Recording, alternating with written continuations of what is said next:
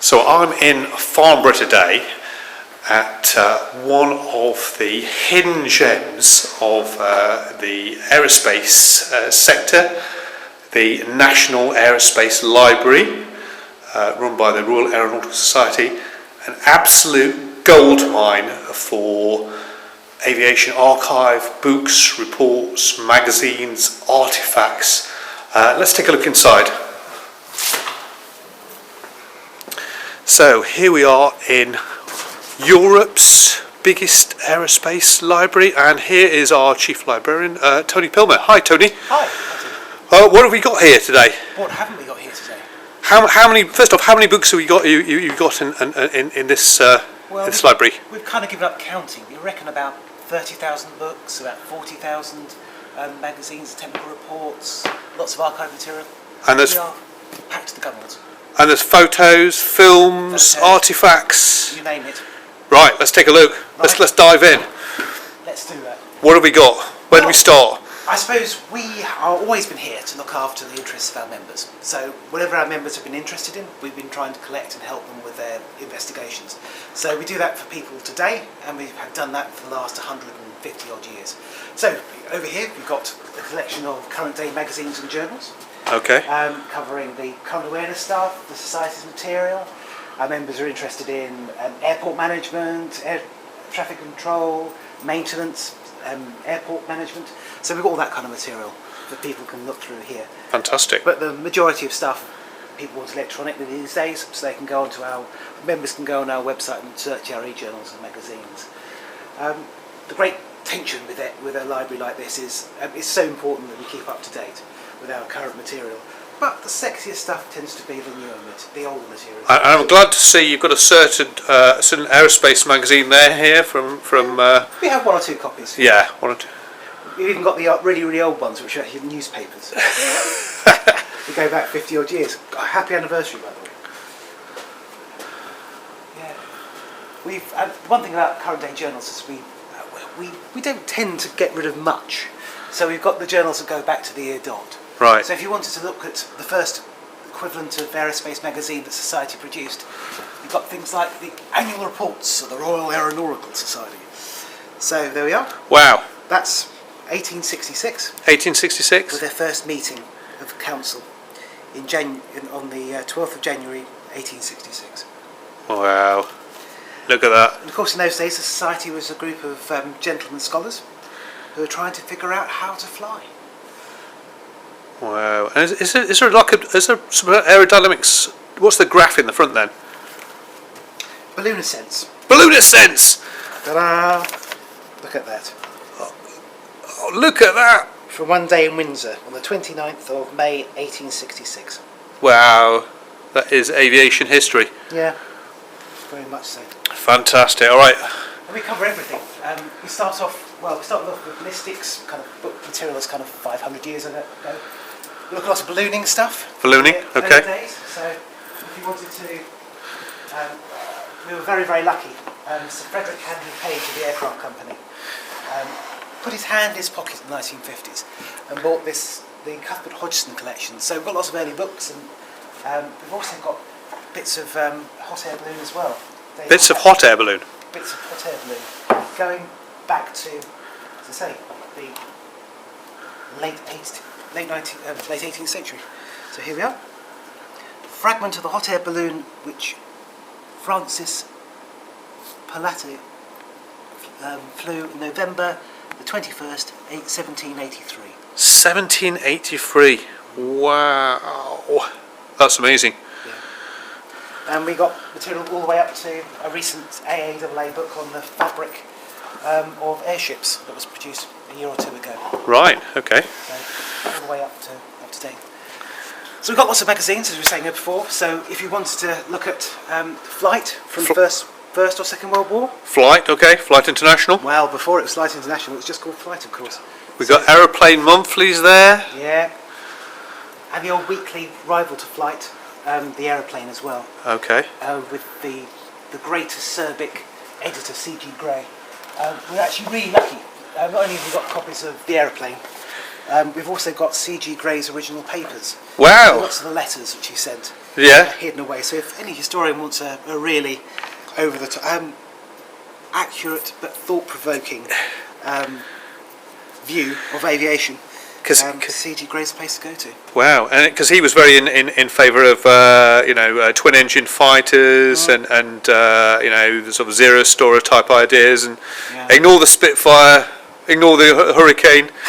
What you want is both fighters. We can't all be right. Yes, those who don't make mistakes don't make anything. Though he was incredibly controversial, so there's lots of things he definitely got wrong. Which is why he was sacked from the aeroplane before the Second World War. Brilliant. Yeah, lots of other amazing stuff. So, difficulty in all these tours that we do is trying to actually pick out, not kind of spend lots of time looking at historic stuff. I like aircraft factories. Factories, yeah, right? Okay, show us this. Lots of people think that things weren't written down during the Second World War, but they were in books like this. So if you want to see inside a Second World War aircraft factory, see production tool. Wow. Techniques, you name it. Quality control, furnace blazing. So this is like a journal for where to get your equipment from, and yeah, well, it's also explaining techniques. Aircraft producers needed to know about the upset techniques, and they used aircraft production to do so. So lots of people may think that information like that was going to be locked away, but lots of it's in places like this. Blimey. And we're lucky to have the Second World War set. I think we've got a full set of aircraft production. And was this a British magazine? Was it American? Yeah, it's a British magazine. Yeah, wow. I think it's done by the same people as the aeroplane, if I remember correctly. Great. So yeah, lots of gems in there for World War II enthusiasts. So what have we got here? This looks an old. Yeah, as well as having lots of archive material from other places, we of course hold the Society's archive. Yep. So this is the original Aeronautical Journal order book.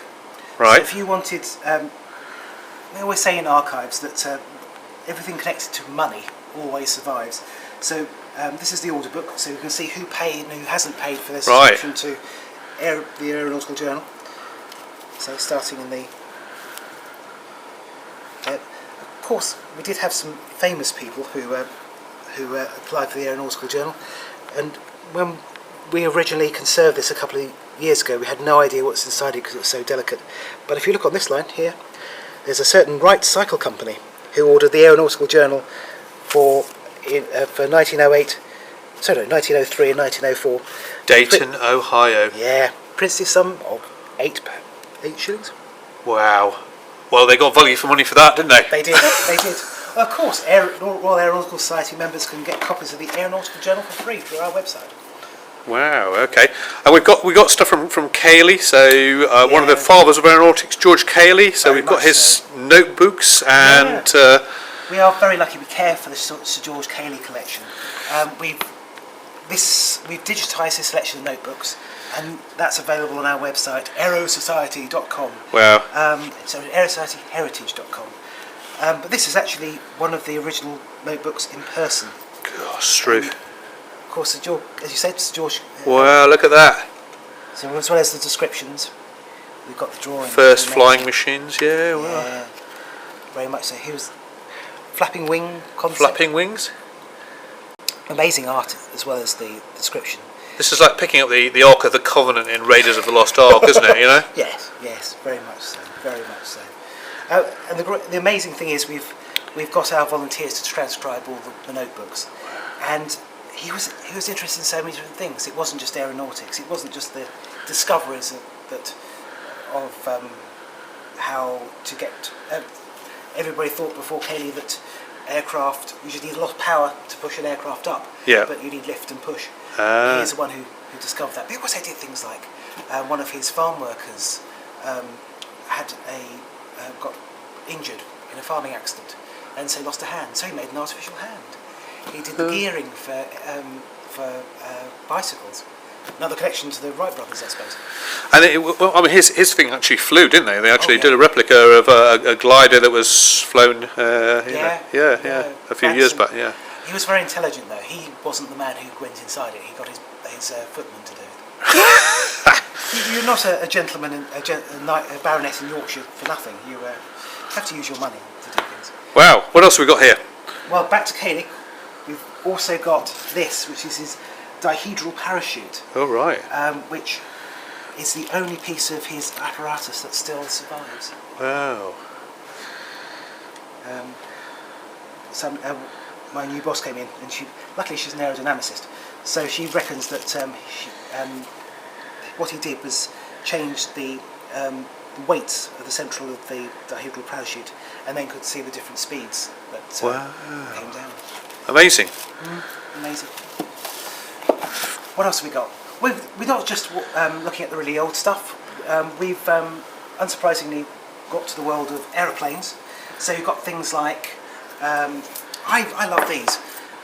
After the Second World War, we went over to Germany and did lots of investigations on what was inside the German aircraft industry, what succeeded, what was good, and what we could learn. So we've not only got the official reports. This is Sir Roy Fedden's secret. Secret. Secret Wow. to Germany. We always like something that says great secret in it. So this is the official report on the German aircraft industry, jet engines, rocket fighters, V2s in there. Oh yeah. Look. Oh my. Yeah. What's that? Right. Later. all your secret Luftwaffe stuff and. Yeah. And wind tunnels, because obviously Germany was ahead in wind tunnels, swept wings. Wow. Yeah. Not only have we got the main reports, we've also got the subsidiary reports. So we've got about 8 boxes of these BIOS reports. Right. That go into different aircraft factories and different research establishments and talking and interviewing lots of different people. Axial flow engines. Yeah.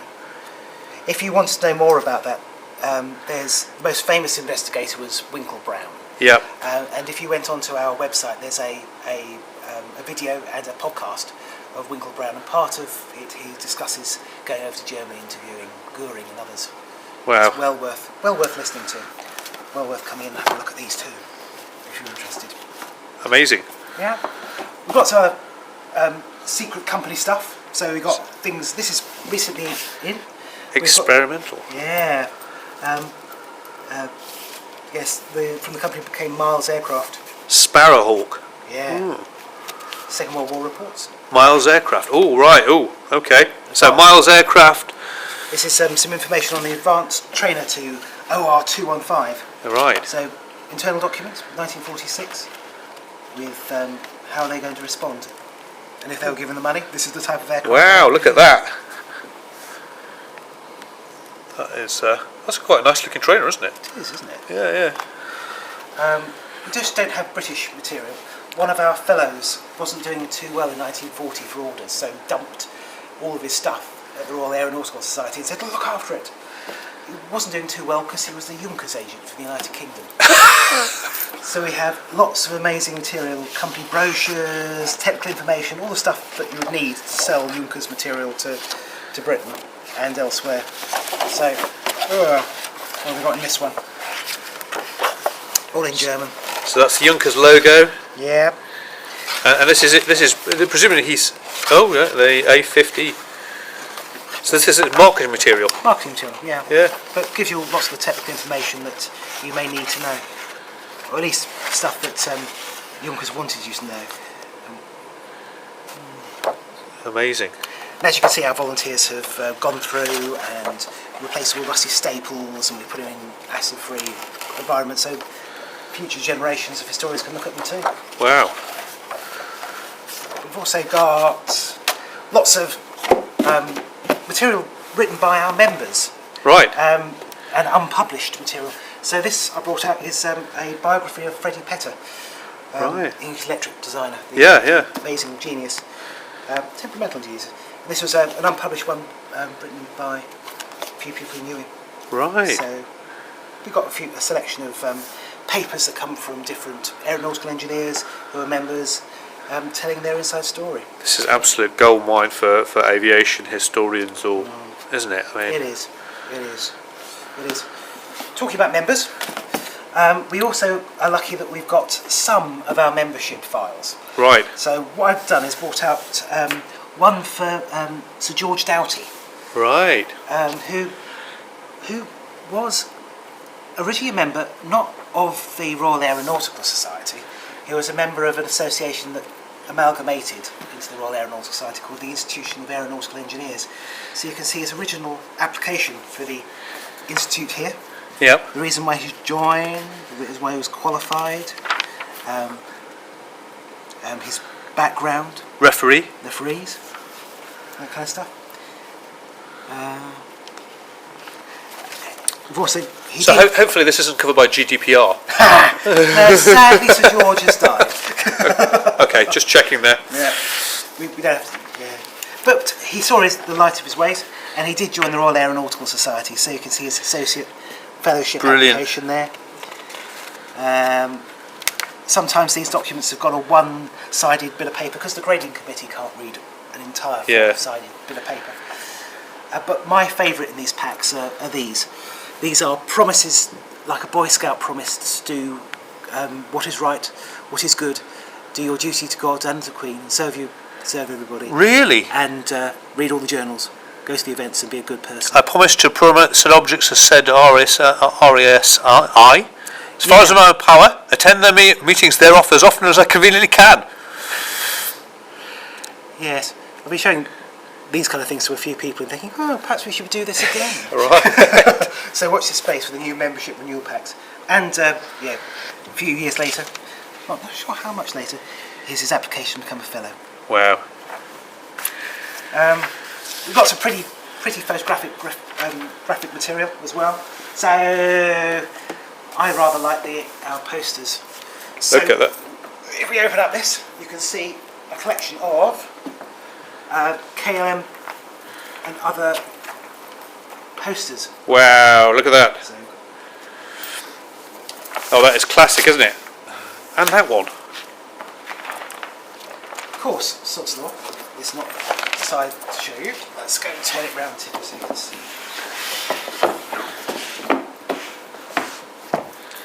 There we are. Oh, that is classic Art Deco stuff, isn't it? It is. We're so lucky. There's lots of them. Aviation's always been stylish. In places like KLM, I don't know if you can see over there, we've got the Royal Air Force display posters over there, which you can actually go onto our website and buy copies of if you wish. Oh, Even route maps. route maps. Which posters, which actually brings us nicely onto one of our online projects.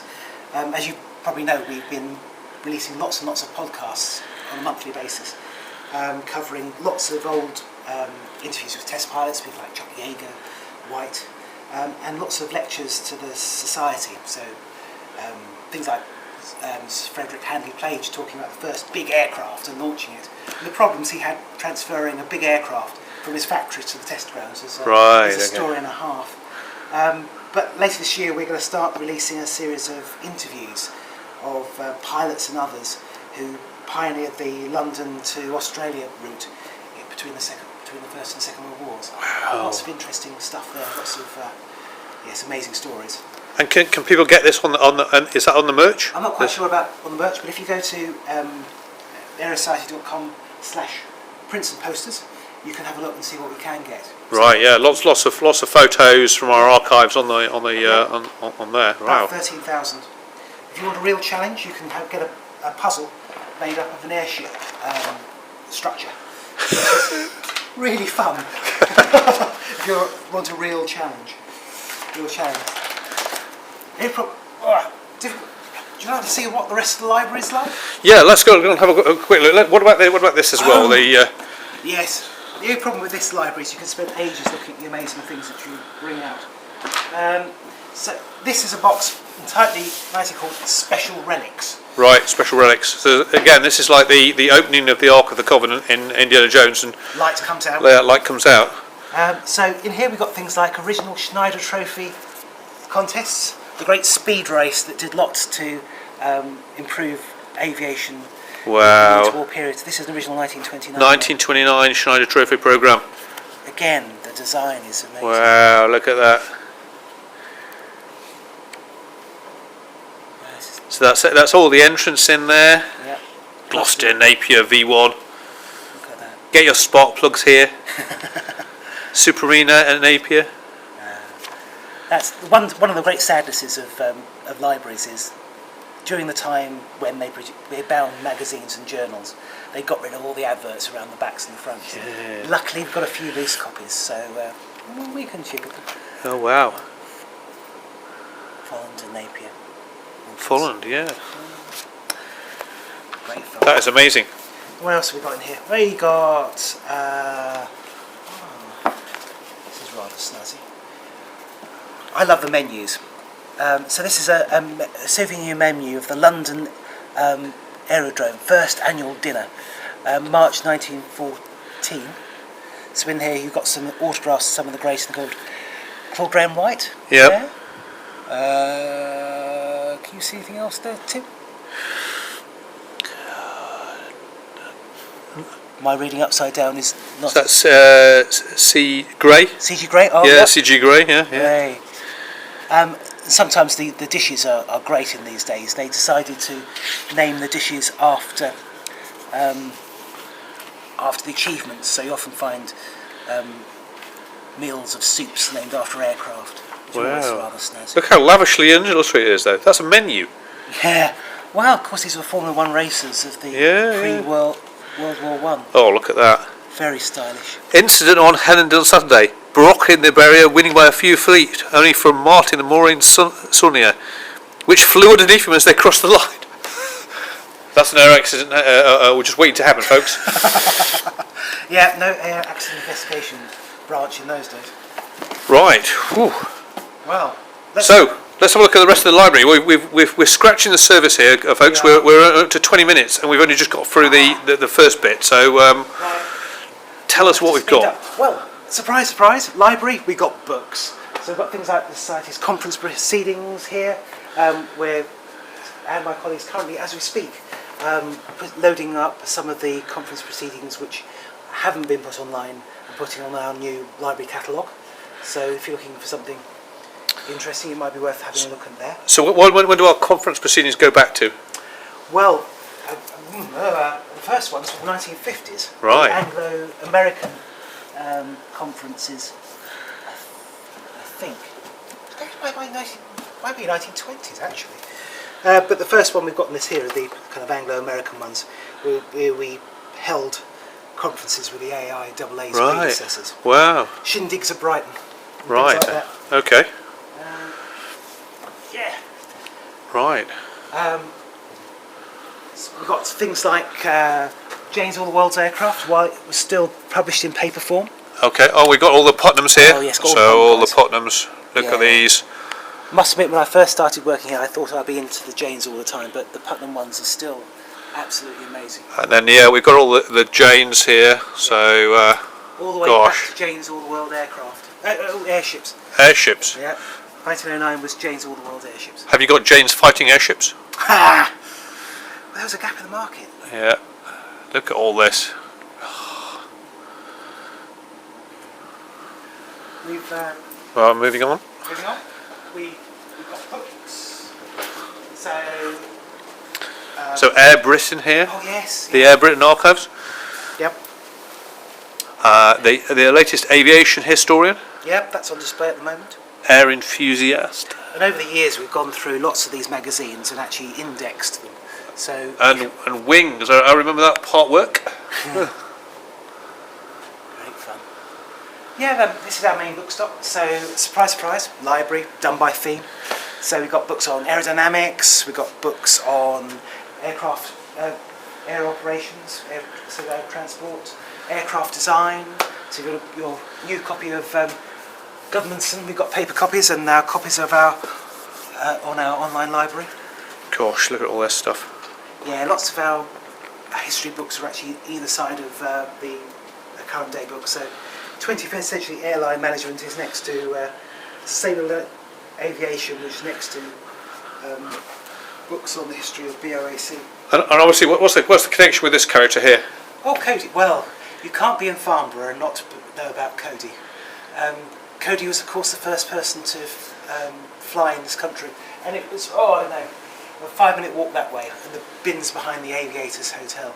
Right. A great tragic showman. There's a great podcast or two about Kaylee and Cody on our website, so do search for Peter Reese's Cody a Hero if you want to listen to an interesting lecture on the great man. Brilliant. Okay, let's try to come and look. So you got your aerodynamics there. Yeah, helicopters, gliders, manpower flight. Helicopters. Yep. The airship. Yeah.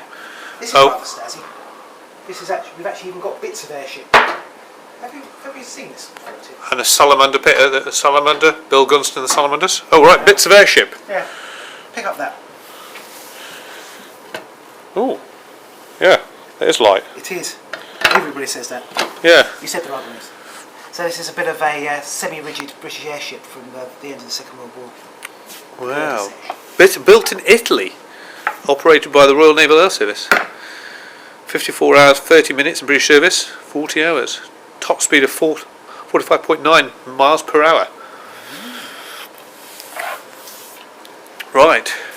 Yeah. God, that's just one section here, isn't it? Yeah. Journal of Spacecraft and Rockets. Yeah. We have until they stop publishing them in paper. We have lots of the AA journals. We can, for non-commercial purposes, make copies, or we can come down and look at them here. Space section, of course. Space section. Yeah, complete with a few models. So that's a juxtaposition, isn't it? Yeah. Especially with the early aircraft at the top. Journal of Guidance, Control and Dynamics. Yeah. Of course, our members are really into lots of heavy engineering subjects, lots of science. So we do cater for those as well as pilots, the historians, the guys interested in UAVs, missiles.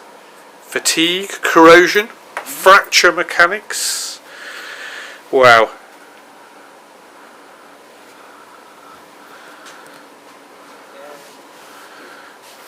Avionics, piloting, navigation, satellites.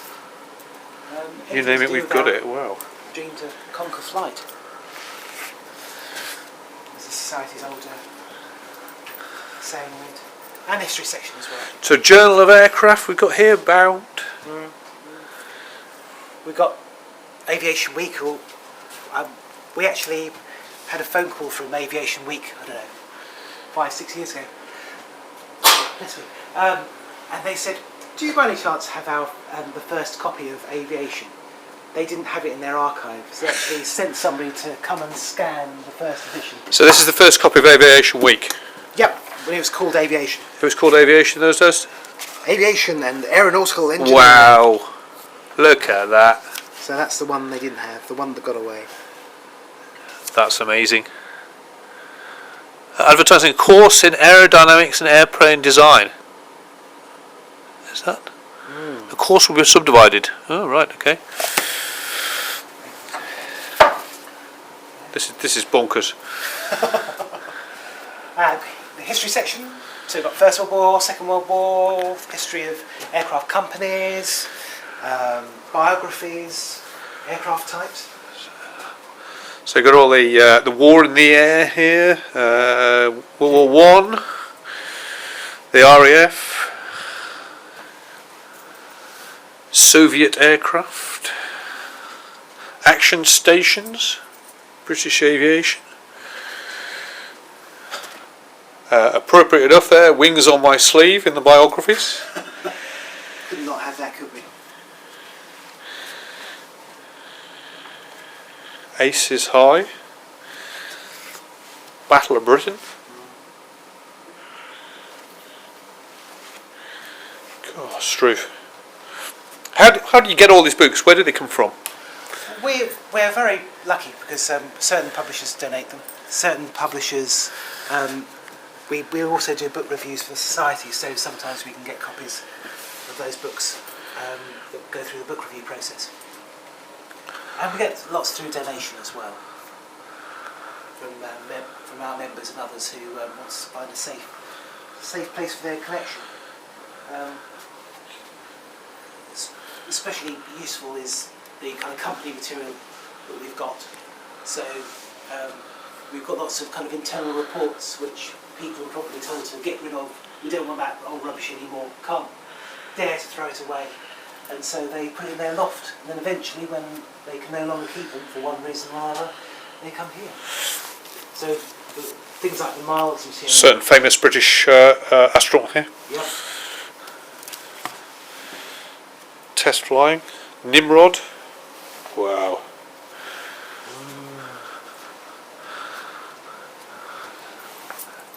Astronautics and aeronautics.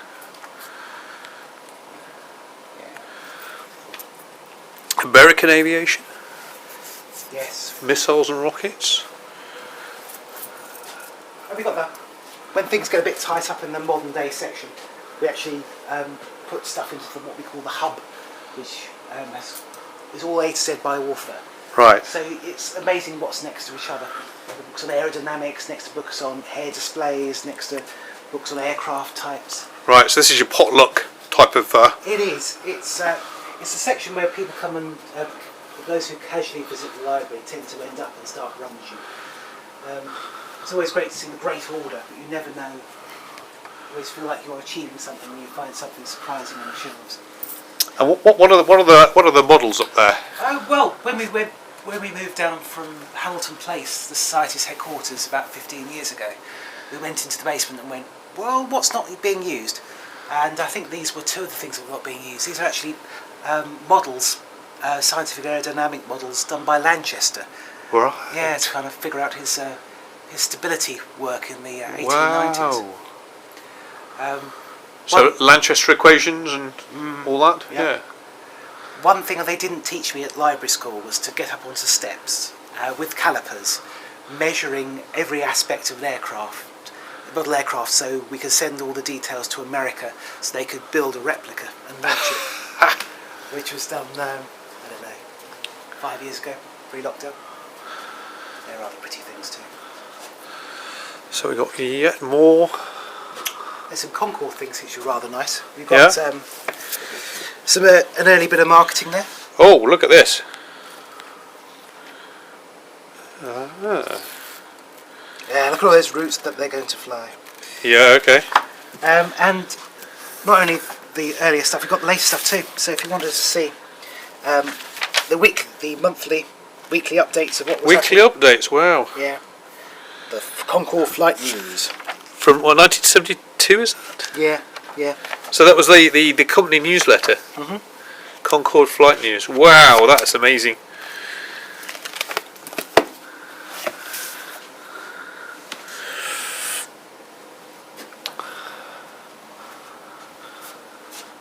Space vehicle mechanics. The birth of flight. Landing gear design. Well, yeah. We've got the old. Oh, the air annuals are rather snazzy. The annual guides to aviation, done each year, so you can actually. So this is like a yearbook that came out then in. Exactly. Latest aircraft types, the cutaways. All right. Okay. What's happening with light aircraft? What's happening with ground equipment and aerodromes? Ground equipment. Wow. Propellers. Ah, the ferry battle. Yeah. Cutting edge in its day. Wow, that's brilliant. Lots of nice statistics in there for those who need statistics. Great fun. We've got lots of technical reports, so lots of Royal Aircraft Establishment technical reports, lots of stuff from NASA and NACA, where all the futuristic research that was happening 40, 50, 60 years ago. So obviously NACA is the forerunner of NASA. So you've got plenty of stuff there on sort of supersonics and X-15 and. Should do. If it was the subject to a technical report, we should have it. We've got the main runs. And this is a working library as well, isn't it? So Tony, so people are coming here, and you've got inquiries from researchers who are trying to find out problems for sustainable airliners and eVTOLs and things like that. And they're asking for how can you help us? Yeah, lots of the time with those guys, they're looking for inspiration from past years. So they're looking at old aircraft concepts, see what can be learnt from that. Will tailless aircraft be working well in the wage of eVTOL? May very well do. So we're looking into that. Yeah. Lots of the current day inquiries come through the e-library, so we've got over 600 books, lots of e-journals, which all members of the Royal Aeronautical Society can log onto our website and look at. And if I'm not a member, how do I use this library? You just turn up. We are here on Tuesdays and Wednesdays. Right. Tuesday and Wednesdays, 10 till 4. We're open Thursdays by appointment. And most importantly, if you have any questions or any points or need any help, give us a shout via the phone or via email, and we'll do our best to help. Right. We help people come through the door, and we help send people stuff through emails. Rotor and wing, sailplane and glider. Yep. Got old copies of the RAF lists. Got some more marketing stuff here. If you came here on a Tuesday or Wednesday or Thursday, you would see our conservation volunteers do amazing stuff. So I've brought out a box of the stuff they've done on Rolls-Royce. Right. Okay. So this is Aero Engines. This is a marketing brochure from 1935. Wow. Okay. So they've repaired all the paper around there. So Yeah. So it's stabilising it. Covered it in a inert plastic cover, so it doesn't get damaged in handling. You've got re-sewing the rusty staples. Wow. So important to preserve this stuff, isn't it?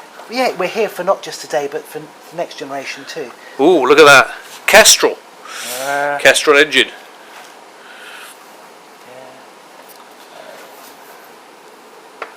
Air compressor. Right, okay. Construction features of the Kestrel engine. Yeah, maintenance manuals for the Merlin. Well, injection pumps for the Merlin. Gosh, Struth. Select schedule of running spares. This is another early Concorde stuff. Yeah.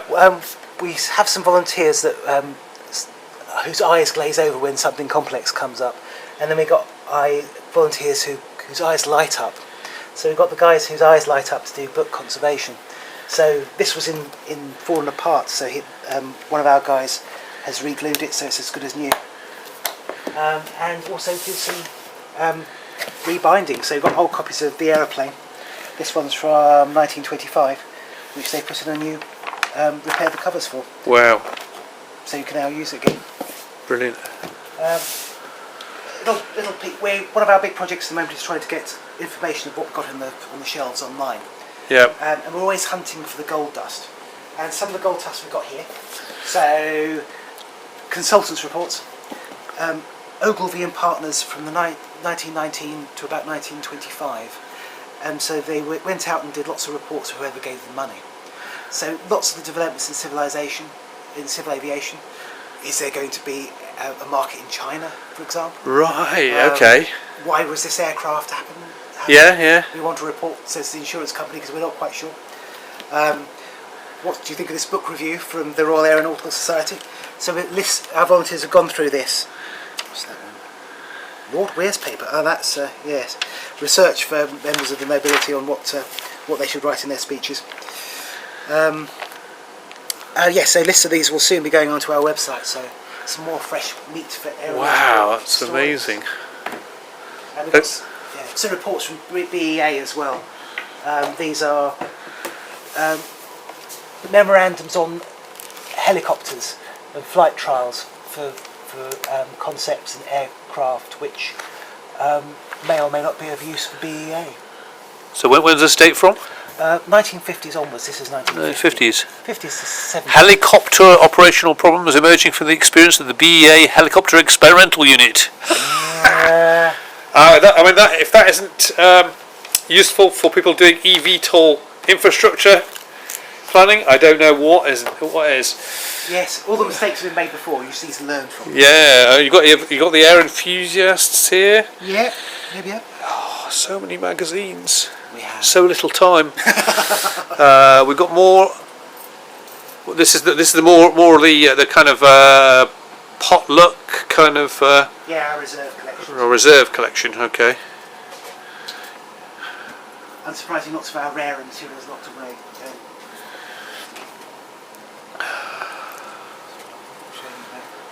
We've got a good collection of foreign material because lots of the developments happening in aviation are on the continent. Yep. So we've got journals and going back to the early 20th century, before. one of our big projects is, this is rather nice, cuttings to do with Peggy Salamon's trip. I think she's the first woman to dash from London, was it South Africa or Australia? Right. South Africa. So wow. This is actually her scrapbook. Have a record-breaking flight. Limp to Canada, 5 hour day. 5 days to South Africa. Wow. Breakneck speed. Which it was, obviously, in those days. New Wonder Air Girl. Yeah, Peggy Athens. We've got a couple of collections from early female aviators. 19. Wow. Cheerio, mummy, and off to Cape. Love it. Yeah. And then this is obviously this is the control stick from a Gloucester Javelin prototype from the famous Bill Waterton, who Quick and the Dead, who got a George Medal for saving the film when the thing crashed. He was a famous test pilot of the day. Yep. And then went on to be the aviation correspondent of the Daily Express, and he got himself into hot water by reporting on the British aviation industry and making unflattering comparisons with how far the Americans were ahead. So, well, fantastic bit of history there. God, look at this. So this is all the Aaron Cosmos. Got all the international publications here. Yeah, we've actually had somebody come in and we systematically went through some of the German and the French stuff, and they were amazed how much was actually contained that the Continental press picked up that our press didn't. He was a happy chappy for a few days coming through about that. So much good stuff here. Yeah.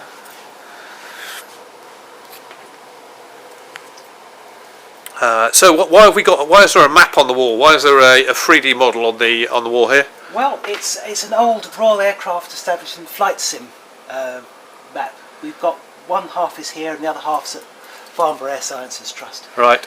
The old idea of putting a video camera across, controlled by a pilot, and then putting clouds over it and have to do it again.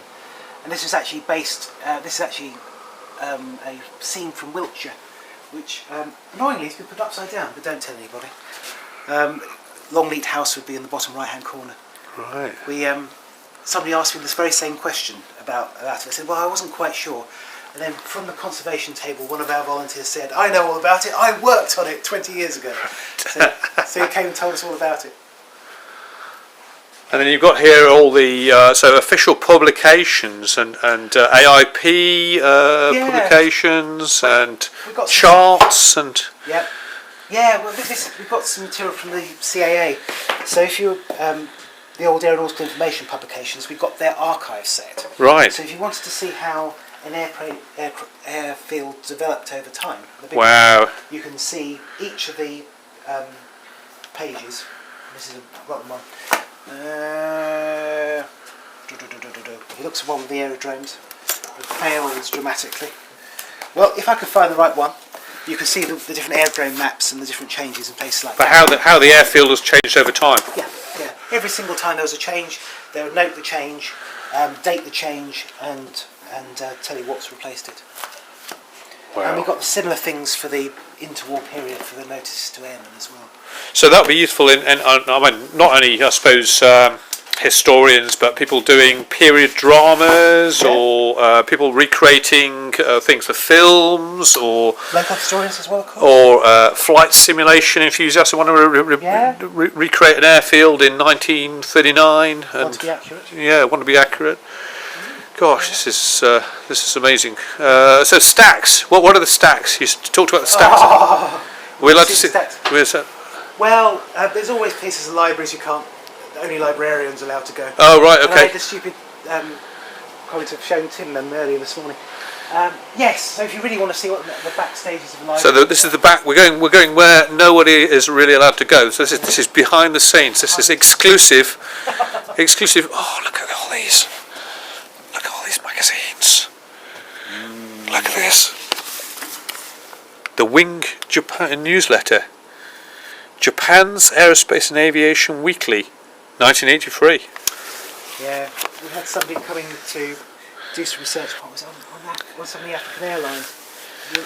By the way, This is amazing. Look at this. Royal Air Force flying. Why we need these planes with Barnes Wallace's Swallow on there, and a nice cheery mushroom crowd in the background. Yes. Oh, this is. I mean, oh, another one here. International Air Power Review.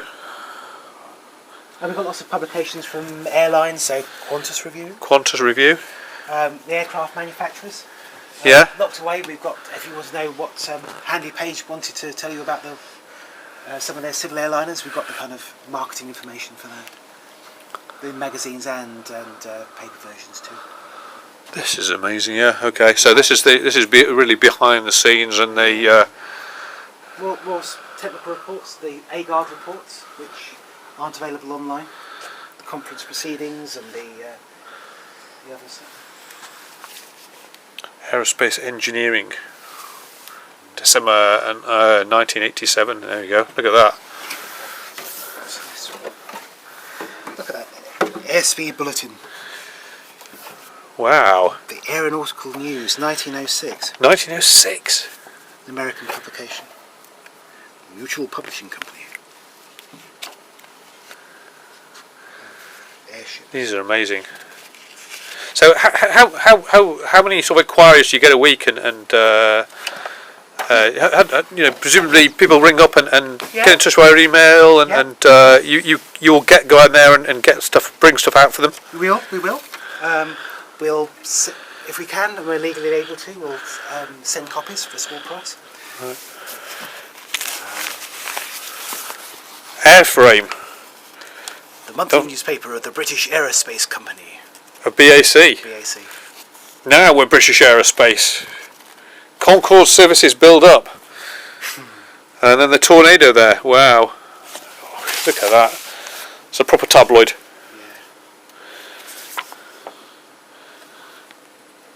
Helicopter and hovercraft world. I mean, there's so much stuff in here that you don't know about.